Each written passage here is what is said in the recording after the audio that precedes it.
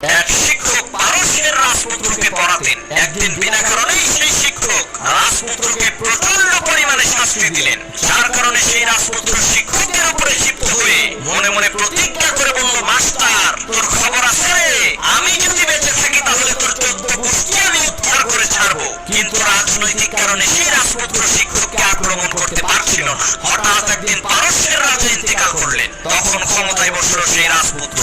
সে ক্ষমতায় বসেই তার সেই শিক্ষককে রাজ দরবারে ডেকে জিজ্ঞেস করলো, কি মাস্টার সাহেব, ওই দিন আমাকে বিনা কারণে এত শাস্তি দিয়েছিলেন কেন?